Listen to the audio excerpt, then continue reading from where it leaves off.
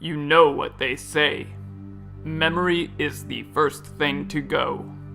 The second thing, your placement in time. Salutations, Snowdrift County. This is your community news.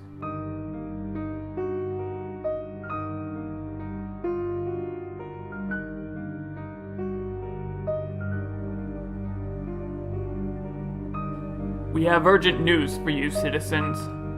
The gray-skinned man that appeared in the southern peaks a few months ago has been spotted throughout the county. His appearance is the same every time, dressed in a gray trench coat, just a few shades darker than his skin, and a black fedora that creates a shadow over his face. Most sightings of the man have been reported from Bromdale, Preston, and Kirkman. During these sightings, he has spoken to a few residents of the county. No one seems to remember what their conversation with him is about, but they do remember the name he introduced himself with. He calls himself Aaron Rivers. With this information about the man, representatives from the Church of Sathagwa have begun to hunt him down, with some of the higher members of the church attempting to scry his whereabouts. The county senate is looking to get in on this hunt themselves, and are encouraging anyone with information of Aaron's whereabouts to report him to either them or the nearest church representative. Sightings of the Gray Man are still being reported, and we will update you when something worthy of being reported occurs. But for now, I have a personal ad that was sent in from one of our listeners to be read on the air. Barry Brahman, owner of Barry's Bargain Bin, is looking for some help to run his store at the new Preston location so that he may spend more time with his family. He needs someone to be able to stock shelves, run the cash register, and straighten out the store. Necessary skills needed for this job are basic math, organization, duplication of at least 2 copies to perform all 3 of your work tasks at once, along with telescopic X-ray vision that is at least capable of seeing through the metal shelves. He does have a few warnings about the job though. Starting off, most customers at the bargain bin are looking for the absolute best deals. If they feel they're not getting the best deal, they will get a bit ornery, and you will have to be prepared to take verbal abuse. Also, because the store doesn't make a lot of profit, it is a minimum wage job. It is highly suggested that this should not be your primary source of income. And finally, the register is extremely restrictive, and you will need a new code to access a good majority of the functions of the machine for every day that you work. This code will change on a daily basis. If you are strong-willed enough, come on down to Barry's Bargain Bin in Bromdale and apply first thing in the morning when the sky becomes dark gray. Your initiation will take place when the first Prestonian of the day walks in the door. And now, on to more news. Sheriff Walters has sent me an update about the case of Annie Germain and her trespassing into where we keep the forbidden knowledge of our county. After the discovery of the document that Annie Germain took from the Forbidden History section of the Bromdale Library, Sheriff Walters has taken her parents, Ed and Trish, into questioning to gain more information as to exactly when and how she could have broken into the library.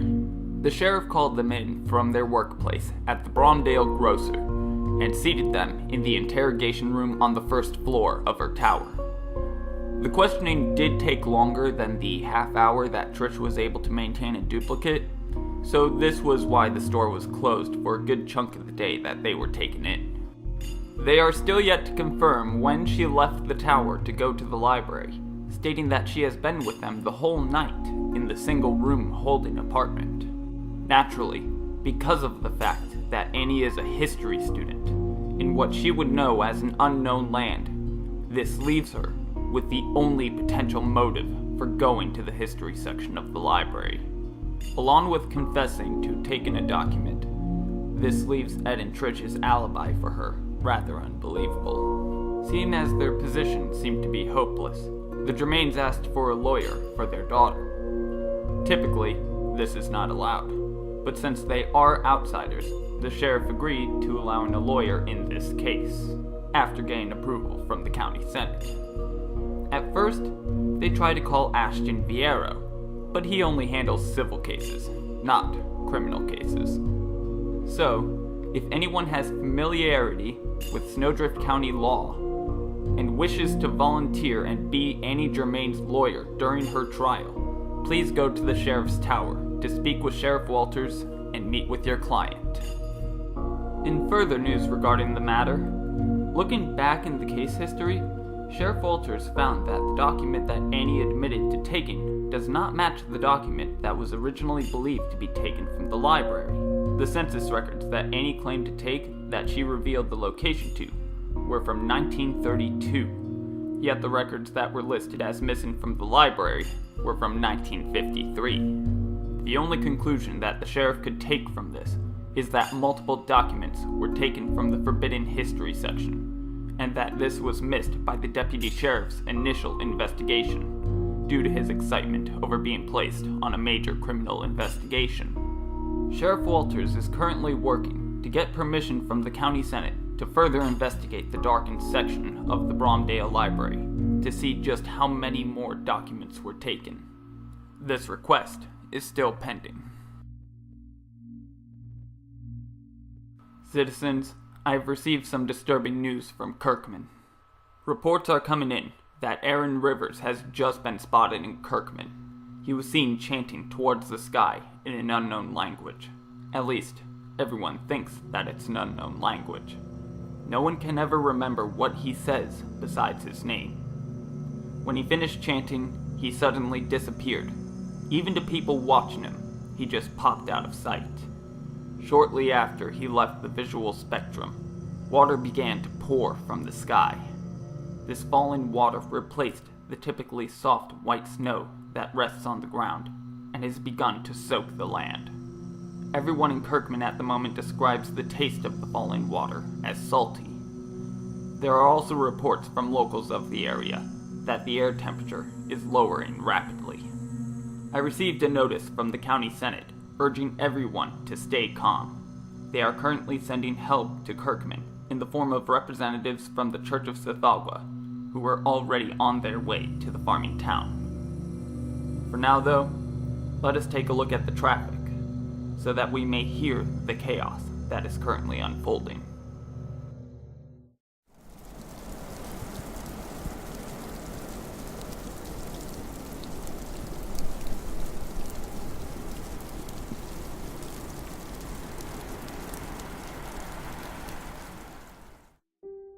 Citizens, this news greatly worries me. I have never heard that kind of sound from the traffic monitors. My friend, Gene Grady, is at his job in Kirkman now. Blasphemous though he may be since his return from the Southern Peaks, I still hope he's alright. I wish I could go and see if he is alright, but I still have my job to do. So I will leave things to the Sithagwan representatives and continue. Here is an update on our sporting events. As the tennis league reaches its mid-season, things are starting to heat up. Currently leading the league is the Preston Wampus Cats, followed by the Bromdale Moose, who are dominating over the Kirkman Woodchucks and Blairsville Jackalopes. Tomorrow night will be the first round of brackets, which will start off with a home game for the Bromdale Moose, facing off against the Preston Wampus Cats. Also, the Woodchucks and Jackalopes will be facing off in Blairsville for their first round in the brackets. The student body at Bromdale Public Schools are getting really riled up since they successfully managed to land the first chance to eliminate the Prestonians and finally show them that their new gold and white uniforms were a total waste.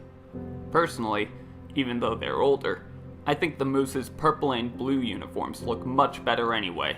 But that might just be my loyalty talking. Bromdale was my school before I graduated and went to Blairsville Academy. In other sports-related news, the debate league has been slow going as usual, with only the county senate really bothering to attend each possible discussion. However, There is a very interesting topic coming up for this Sunday's debate, which has us all mildly intrigued. It will be a debate between the Kirkman Woodchucks and the current reigning champions, the Bromdale Moose. Since the Woodchucks are further behind in the league, they were able to choose the topic, and they decided to choose a very controversial subject. What should be done with the members of the Congregation of the Peaceful Meadow? With a good chunk of the Kirkman population having joined the congregation, this is a very touchy subject to want to bring up in a sanctioned debate. From what I've heard, hundreds of people from all over the county are planning on attending this debate, making this the largest audience for a debate league match in any recent memory. In order to accommodate for this large of an audience, the debate will be held at Preston private schools. So far, it is unknown what stance either side will be taking for the discussion. But no matter the stance, this will cause quite a stir in our fair community. Speaking of stirs in our community, the Church of Sithagwa representatives have made it to Kirkman and have sent me an update on what is happening. Upon the air temperature reaching a low 20 degrees, the water that continues to fall on the town has turned to hail as it plummets towards the ground. Massive dents are being formed on the farming warehouses, as well as on the roof of the Ice Kingdom amusement warehouse as the hail hurls itself onto the metal roofs. On the ground itself, the puddles of water have begun to freeze. This is making it impossible for people to get around, as the roads outside have very little in the way of surface tension. People are falling everywhere, slipping every time they try to stand.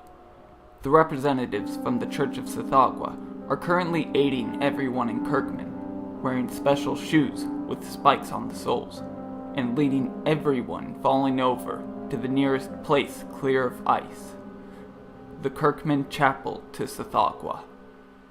While we wait to hear from the representatives, I have some news for everyone in Wardenclyffe. The reunion of the Davies family is coming up. They'll be hosting it here in the town of Wardenclyffe this year in order to have a proper memorial service to their late, now incorporeal family member, Denise, who passed away while serving as an intern here at the station during the stock market trade. I'm mainly reporting this because they actually sent me an invitation to join them at the reunion on my Sauna page. They didn't actually say why I was invited, so that makes me a little nervous. Hopefully it's not for anything malicious, like revenge. They did, however, send me a message to give to the citizens of Wardenclyffe. They asked that during the reunion, for everyone in Wardenclyffe to be courteous and not show fear to their translucent relatives. Some of them are still sensitive to their situation. Alright folks, the representatives from the Church of Sithagwa have finished gathering everyone in Kirkman, and is leading them in a prayer. Let us all join them. Pray with all your might to Sithagwa, and hope for the best for Kirkman. While we pray, here is a word from our sponsors. A new series coming to Chillstream from Cloudstar Studios. A man stands in his kitchen, making a sandwich for lunch. Turkey with cheese. He goes to put on the mustard. Unaware to him, the way he squirts the condiment on top of the cheese creates an ancient occult symbol, summoning a creature from the netherworld. It takes his sandwich. The next day, he gets a promotion, funds added to his bank, and even the attention from the one he pines for. He didn't sign anything with the creature, it just stole his lunch. But I guess the thing really liked his sandwich.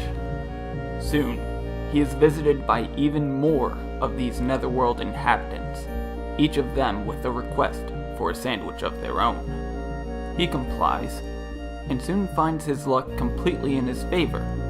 However, these creatures just won't leave him alone. They bother him everywhere. At home, at work, walking on the street, all of them asking him to make them a sandwich. Eventually, he finds that they have given him enough funds to lease out a building and turn it into a sandwich shop. Because of these creatures' constant visitations, the shop becomes one of the most successful fast food restaurants out there. Starring Lucas David as Noah Stryver and Tara Glass as the first visitor. Be sure to catch Two Bread Soul Food on Chillstream, premiering later this month. Folks, our collective prayer has reached Sithagwa. The gentle white snowfall has returned to Kirkman. Praise be our frozen god. Representatives from the church are currently holding all witnesses to this sighting of Aaron Rivers in the Kirkman Chapel and are questioning them to find out where the gray-skinned man could have gone, or even what direction he came from when he reached Kirkman. As has been the case with Mr. Rivers since his appearance in our county, no one can remember the details of his sighting, only that he was there. I have received word from the county senate urging all citizens to evacuate any location that Aaron Rivers is spotted in the future. Go to the nearest church of Sithagwa outside of your town and pray. The great and chilling Sithagwa will heed your collective calls. But you must stay out of the danger that will come when he does. Be safe, citizens. Be vigilant. After all this chaos, citizens, it's time for our broadcast to end. The county senate is asking for volunteers to help clear the ice out in Kirkman. I think I will be going there myself to help out. I do hope to see you all there. Good night, Snowdrift County. And stay warm.